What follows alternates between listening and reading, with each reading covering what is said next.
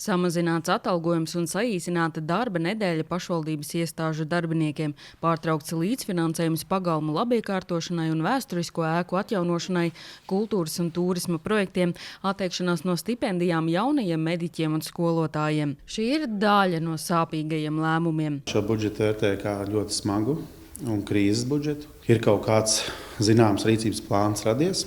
Un tad viņš nav perfekts, viņš ir uzlabojams, viņš ir pārskatāms. Principā es pat teiktu katru nedēļu, katru mēnesi. Bet šis ir sākums, lai mēs vispār kaut kā aiziet no šīs situācijas. No 5. līdz 7. klasei un 6-gadniekiem no 1. septembra vairs nebūs brīvpusdienu, kas arī bija pašvaldības brīvā iniciatīva.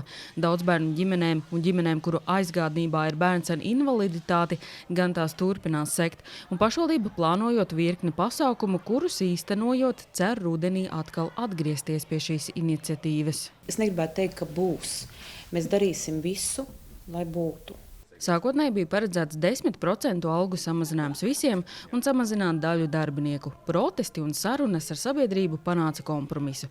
4 darba dienu nedēļu, kas algas samazinās par 20%.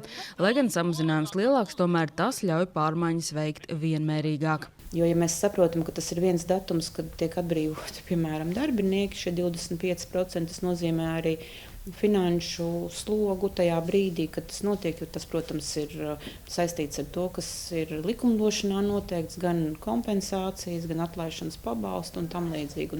Un tās situācijas ir ļoti atšķirīgas, jo ir darbinieki, kas ir nostrādājuši ilgāku laiku, tas nozīmē, ka šie kompensācija apmēri ir lielāki, un tieši tāpēc tas mums tajā brīdī atvieglo šo stāstu. It kā darbiniekiem būs vēl mazāks atalgojums, bet viņi strādās arī mazāku laiku. Ja? Teorētiski viņi veltīs vairāk laika ar ģimeni, varēs pavadīt un tā tālāk vai citās nodarbēs. Bet jebkurš no šiem variantiem nav patīkams. Neviens vai algas samazinājums vai 4 darbdienas, jo tas ietekmē cilvēku finansiālo stāvokli. Tomēr tas nemaina plānu, jo projām līdz gada beigām atbrīvot 25% darbinieku. Jāpiebilst, ka kamēr darbiniekiem algu samazinājums par 20%, tikmēr paši deputāti sev to samazināja par 10%. Darbinieki strādās mazāk. Ja? Viņi saņems mazāk, bet strādās mazāk. Savukārt vadība jau turpinās strādāt 5 darbdienas. Arī otrs faktors, kad šī 0,8 slodze pārējiem darbiniekiem pašvaldībā, tas būs īslaicīgi. Mēs maksimāli ātri, iespējams, tas būs jau vasaras vidū, varbūt vasaras otrajā pusē.